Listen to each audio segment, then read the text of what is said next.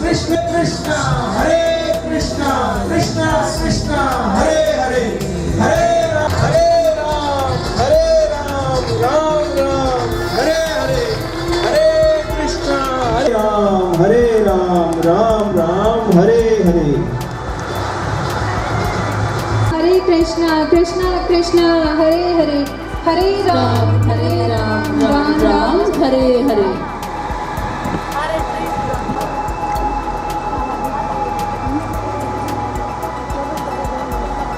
हुई और हमारी स्पेशल नीड बच्चों की एनजीओ नागराज रिहेबिलिटेशन सेंटर को इस स्पिरिचुअल इवेंट को ऑर्गेनाइज करने का जो इतनी छोटी सी आयु में शायद स्टेप्स बहुत आगे अभी जाने हैं, पर बहुत छोटी सी आयु में ये भाव लेके आए कि हमें चंबा में, और एनजीओ के सभी वर्कर्स और को वर्कर्स का भी बहुत बहुत धन्यवाद, जिनके बिना एनजीओ का रन कर पाना पॉसिबल ही मुझे भी बहुत देर के बाद समझ आया।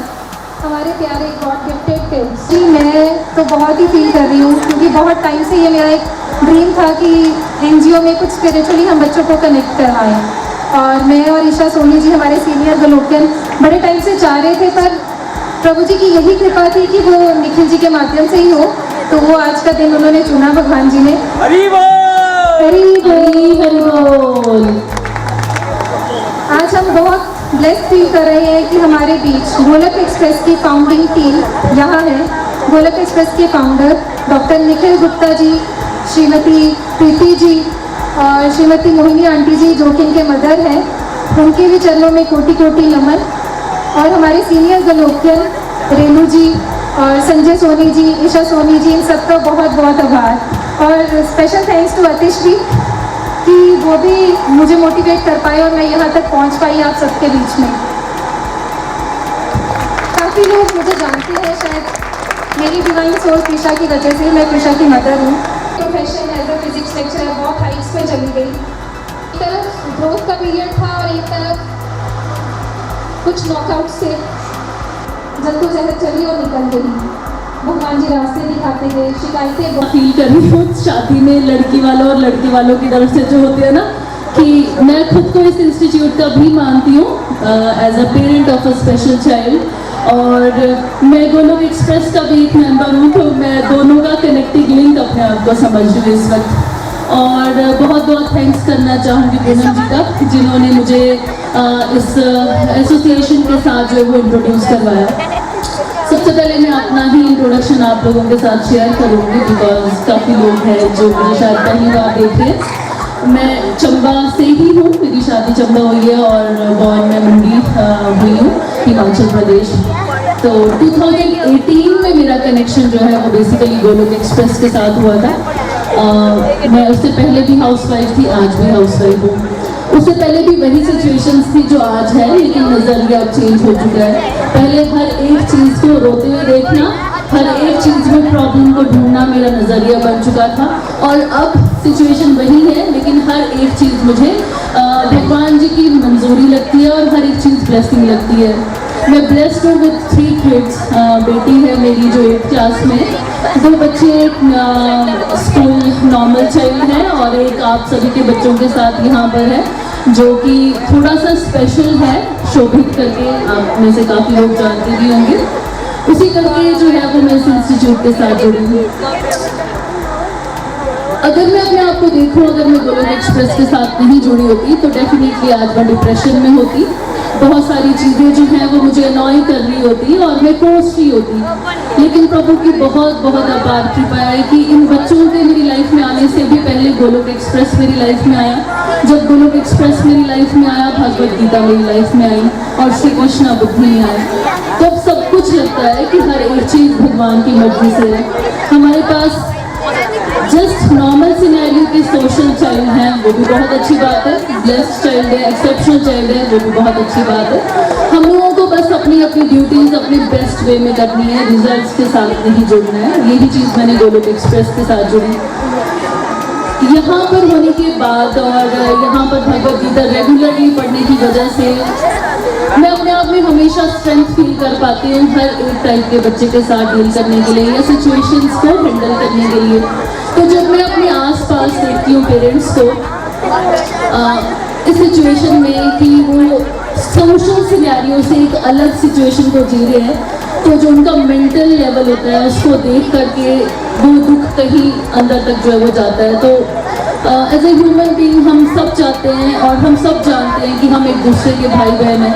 तो एक अच्छा ब्रदर और सिस्टर चाहता है कि जिस शांति और सुकून को वो फील कर रहे हैं डेफिनेटली दूसरा भी फील करे। तो उसी मकसद के साथ मैं और पूनम जी गोलोक एक्सप्रेस के माध्यम से अपने इस एनजीओ में एक सरल भगवद गीता सार रूप का कोर्स वीकली शुरू करना चाह रहे हैं। हम चाहते हैं कि पेरेंट्स भी ज़रूर इसमें इन्वॉल्व हों, गवर्नमेंट स्कूल के टीचर्स भी अगर इन्वॉल्व होंगे तो बहुत ही अच्छा रहेगा। करते हैं और उनसे प्रार्थना करते हैं कि हम सब मिलजुल के चंबा को और इस देश को जितनी भी प्रकार की बुराइयां हैं, चाहे वो ड्रग्स हो या वो डिप्रेशन हो या किसी को स्पेशल चाइल्ड हो जाता है तो समाज के लोग उसके साथ किस तरह से दुर्व्यवहार करते हैं, या आई थिंक स्पेशल चाइल्ड के पेरेंट्स समझते हैं और कई बार उस दुर्व्यवहार के चक्कर में लोग डिप्रेशन में चले जाते हैं। आप में से बहुत से लोगों ने इसको एक्सपीरियंस भी किया होगा। तो ये सब नकारात्मकता यानी कि नेगेटिविटी बहुत है समाज में। तो ईश्वर से ये प्रार्थना करते हैं कि हम सब मिलजुल के, अगर हमारा घर गंदा है तो साफ किसको करना चाहिए, किसको? अगर हमारा घर गंदा है तो साफ किसको करना चाहिए? हमें। तो अगर समाज गंदा हो गया है, हम सब समाज का पार्ट है, हम ही से समाज बना है, तो ये जिम्मेवारी किसकी है कि हम इसको सुधारें? ये जिम्मेवारी हम सब की है। इसलिए हम गोलोक एक्सप्रेस में क्या कहते हैं? Transform the world by transforming yourself. आत्म सुधार ही समाज सुधार की नींव है। तो आज सबसे पहले मैं शीतल ठाकुर जी को बहुत बहुत अप्रिशिएट करना चाहूँगा कि उन्होंने इतनी अच्छी पहल ली। ये तो आप सब जानते हैं कि चंबा में बहुत सारी प्यारी प्यारी क्वालिटीज़ भी हैं, शिव भूमि है, इतना ब्यूटीफुल नेचर है, साफ स्वच्छ हवा है, इतने प्यारे प्यारे ऐतिहासिक मंदिर हैं, लेकिन करंटली कुछ नेगेटिविटीज़ भी हैं, जैसे फैसिलिटीज़ कम है। और आज के उदाहरण में बात करें जो स्पेशल चिल्ड्रन के पेरेंट्स हैं उनके लिए भी ज़्यादा सपोर्ट नहीं है, स्पेशल चिल्ड्रन के लिए सपोर्ट नहीं है और समाज में जागरूकता नहीं है। तो कोई अगर उस सिचुएशन में, नियति के सिचुएशन में, वो अनफॉर्चुनेट सिचुएशन में आ जाता है, तो जो समाज है उसको इतना ज़्यादा कोई प्यार या सम्मान क्या मिलता है या नहीं मिलता है? क्या लगता है आपको? किसी के घर में स्पेशल चाइल्ड हो जाए तो समाज क्या करता है? प्यार देता है, उसको सम्मान देता है या दुष्कार देता है? हरे राम राम राम हरे सेवा कर रहे हैं। भगवान आपको शक्ति दें, सद्बुद्धि दें और थैंक यू कि आपने भी हमें बुलाया और हम भी मिलकर कुछ हमेशा सेवा कर रहे हैं। Thank you so much. Krishna Krishna है कि जब तक समाज की आध्यात्मिक गरीबी को दूर नहीं किया जाएगा, स्पिरिचुअल पॉवर्टी, मैक्सिमम लोगों ने नाम ही नहीं सुना होता। गरीबी को सब लोग क्या मानते हैं, फाइनेंशियल या स्पिरिचुअल? क्या लगता है आपको? गरीबी शब्द आते ही सबके दिमाग में पैसा ढूंढना शुरू हो जाता है कि पैसे नहीं है तो हम गरीब हैं और पैसे हैं तो हम अमीर हैं। लेकिन देखिए, अगर पैसे बहुत ज़्यादा बढ़ जाने से सुखी हो जाते तो क्या अमीर लोगों को डिप्रेशन होनी चाहिए थी या नहीं होनी चाहिए थी? नहीं होनी चाहिए थी, है ना? तो फिर भी हो रही है। उनको सुसाइड कर लेना चाहिए था या नहीं करना चाहिए था? बहुत सारे अमीर लोग भी सुसाइड कर लेते हैं। तो समाज की सबसे बड़ी प्रॉब्लम क्या चल रही है कि हमें एक्चुअली डायरेक्शन ही नहीं है, हम इंटरनली उस डिवाइन पावर के साथ नहीं जुड़े। उस डिवाइन पावर को आप किसी भी नाम से पुकारो, भगवान श्री कृष्ण कहो, राम कहो, शिव जी कहो, जो भी आपकी श्रद्धा है कहो। But the important part is कि अगर ये ब्रह्मांड एग्जिस्ट करता है, जैसे ये पंखा चल रहा है, तो क्या हम अनुमान लगा सकते हैं कि बिजली है? आपने बिजली को देखा है पर्सनली? स्वामी जी देखा है या नहीं देखा? नहीं देखा नहीं है। बट आपने क्या किया? आपने सोचा कि घर में पंखा चल रहा है, बत्ती जल रही है, यानी बिजली है। आपके हाथ चल रहे हैं, मैं कुछ बोल पा रहा हूँ, आप कुछ सुन पा रहे हो, ये आंखें देख पा रही हैं, ये सिस्टम चल रहा है। मतलब क्या है? एक पावर है और उस पावर को अलग अलग शास्त्रों में, अलग अलग धर्मों में, अलग अलग नामों से पुकारा जाता है।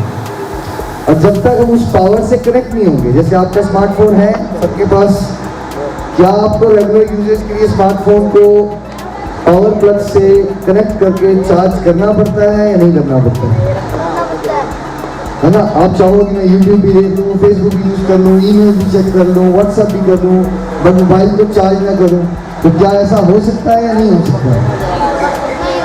नहीं हो सकता है। आप सोचो मैं स्कूटी रोज चलाऊं बट पेट्रोल कभी ना डालूं, ऐसा हो सकता है या नहीं हो सकता है?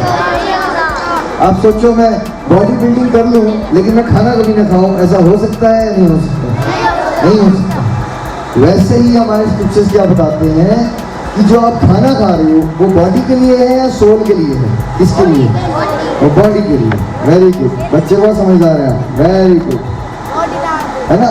तो अगर आप बॉडी के लिए तो खाना खा रहे हो बट हम क्या हैं, एक एनर्जी है। हमारे स्क्रिप्चर्स बनाते हैं कि हम एक एनर्जी है जो शरीर को चला रही है। जैसे गाड़ी है, हम गाड़ी नहीं है। अभी गाड़ी में हम आए और हमने वो गाड़ी छोड़ दी, ठीक है। अब इसके बाद हो सकता है कि हमें कोई और गाड़ी लेने आ जाए, तो क्या हम गाड़ी हैं या हम गाड़ी में बैठे हुए थे, बस गाड़ी कुछ और है। तो वैसे ये सब क्या है, सोल के लिए ये सब क्या है, ये क्या है जो हमें दिख रही है, इसको गाड़ी कहते हैं, ये कार है, ठीक है। तो कार के लिए तो हमने पेट्रोल डाल दिया, मतलब इस शरीर को चलाने के लिए हमने क्या खा लिया, breakfast, lunch and dinner. But जो इस शरीर के अंदर वो एनर्जी है जिसको हम जानते नहीं है, उसको आत्मा तत्व कहते हैं, जो हम हैं। तो जब हम कहते हैं सब लोग कि भगवान के हम सब बच्चे हैं, तो कहने का मतलब क्या हुआ कि हम वो एनर्जी है जो भगवान का अंश है। तो क्या भगवान संपूर्ण है या भगवान इनकम्प्लीट है आपके हिसाब से? क्या भगवान परफेक्ट है या इम्परफेक्ट है? भगवान आनंदित है या दुखी रहते हैं आपके हिसाब से? भगवान को जो फोटो में देखते हो तो कैसा दिखाया जाता है, स्माइल कर रहे हैं या परेशान होते हैं वो? तो देखिए आप और मैं तो एक छोटा सा घर ही चलाते हैं, भगवान जी किसको चला रहे हैं, पूरी मैनेजमेंट किसकी देख रहे हैं? पूरी दुनिया को। पूरी दुनिया में को मैनेज करने में ज्यादा प्रेशर होगा या एक दो परिवार चलाने में या एनजीओ चलाने में ज्यादा प्रेशर होगा आपके हिसाब से?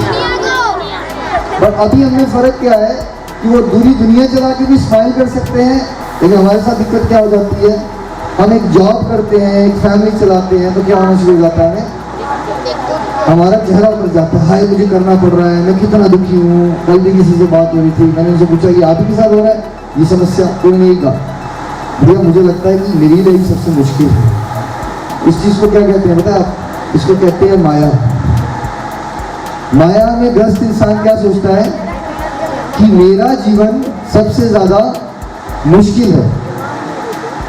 और जब हम हॉस्पिटल में पहुंचते हैं चक्कर मारने के लिए तो क्या पता चलता है, किसी को पैरालिसिस हो रखा है, कोई 25 साल से बेड से हिल नहीं पा रहा है, तो उसको करोड़ बनने के लिए नर्सेज लगी पड़ी है। तो क्या रियलाइजेशन आ जाती है फिर बड़े बिरले लोगों को कि क्या होता है कि हम हमेशा कंपैरिजन किससे करते हैं, अपने से ऊपर वाले लोगों से। जैसे किसी का बच्चा नहीं हो रहा तो वो कंपैरिजन किससे करेगा, जिसके बच्चे हो गए हैं। वो कभी उससे कंपेयर नहीं करेगा जिसके पास एक स्पेशल चाइल्ड है। वो ये नहीं सोचेगा यार क्या पता मेरे कोई स्पेशल चाइल्ड होता था, मेरी लाइफ मुश्किल होनी थी, क्या पता पिछले जन्मों में मैंने कोई बच्चे से बड़ा मोह लगा लिया था, क्या पता मेरे कोई ऐसा कुपुत्र पैदा होने वाला था जिसकी वजह से मुझे दुख मिलना था, तो क्या पता भगवान ने मुझे बचा लिया। लेकिन हम लोग क्या सोचेंगे, यार उसके पास तो है ना, मेरे पास नहीं है। तो हम इंसानों को दुखी किसने किया हुआ है? देखो दो चीजें हमें मार रही हैं, जिंदा रहते हुए भी हम मर रहे हैं। कारण क्या है? एक अपेक्षाएं, एक तुलनाएं। Comparison and expectation is the biggest source of human misery. सबसे बड़ा दुख का कारण क्या है हमारे जीवन का? या तो हम कंपेयर कर रहे हैं, और कंपेयर भी गलत लोगों से कर रहे हैं। मान लीजिए मेरी क्लास में 100 बच्चे हुआ करते थे, जब हम बड़े हुए तो उसमें से 5 में से ज्यादा अमीर हो गए, मतलब उनके ज्यादा पैसे थे मेरे से। नाम किया था वो बंद हो जाती है, पंखा ऑफ करना है कभी बंद हो जाएगा। ये मन को कैसे ऑफ करोगे आप?